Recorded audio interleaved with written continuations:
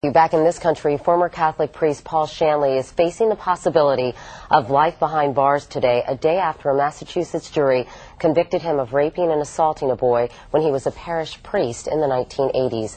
Martha Coakley is the Middlesex District Attorney, and Bill says he was also repeatedly victimized by Paul Shanley years ago. Bill is not his real name, and he agreed to appear only if his identity could be protected. Good morning to both of you. Good morning. Good morning. Martha Coakley, let me start with you. I know your office has been working on this case since 2002.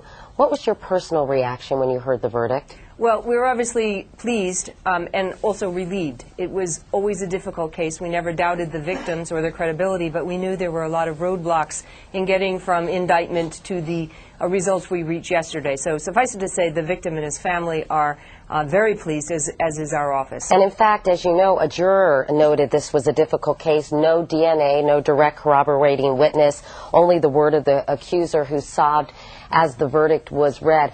I know that many people in your office have talked about his courage and strength and how important it was to have him come forward, but obviously if he hadn't, you would not have had a case. Well, that's correct, and we always, particularly in this case, allowed our complaining witness to control this. We felt that it was so important that he want to do this, and there were times, even during his testimony, where we weren't sure he was going to come back the next day. We always made it his call. In the end, he was able to do it, but we never forced him to come forward. But there were dozens of victims or alleged victims, I understand, and I'm sure your office interviewed many of them. Why did it come down to this one individual, and why was he the only one willing to come forward? Well, in fact, although there were many in the civil cases against the Archdiocese, in our county at least, there are only 4 potentially viable cases given the criminal statute of limitations. We indicted for 4 back in 2002, but as time passed and we looked at the personal situations of individuals, and indeed for 1 or 2 of them it was not possible for them to go forward, we made the decision, as we would have with this victim, to let those cases go. In the end, he was the sole person who could testify against Father Shanley, so he really became somewhat symbolic for all of his victims. I know, Bill, you were raised a Catholic, and you claim to be among the 24 victims of abuse by Shanley, by Yes. Father Shanley. Can you tell us what happened to you and how your experience clashed with your conceptions of what a priest was like? Well, I was raised Irish Catholic, working class, and a priest was next to God. I went to see Shanley to deal with my homosexuality, and from the very first counseling session, he abused me sexually. And was this an ongoing situation? Yes, it went on for several years. And how did it affect your faith and affect you psychologically? Well, I completely lost faith in not only the Catholic Church, but in any kind of higher power or God. I became very, very self-destructive, drinking a lot, and just lost hope in life and people. Have you gotten help, Bill, and how are you doing today? I have. Actually, yesterday was my 9th sober anniversary, so it was a wonderful gift to see justice done on that day. It's an anniversary I'll never forget. I know that you attended much of the trial.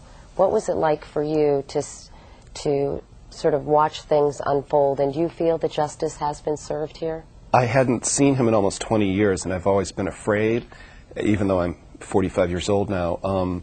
So to see him, the first thing I noticed was I wasn't afraid. When I walked in and I saw him the first time, I thought I saw clearly the mental illness, which I did not see when I was 15 when I met him, and I saw the arrogance, which is amazing. He spent his 74th birthday in court on charges of sexual abuse, and the arrogance was just oozing out of his pores still.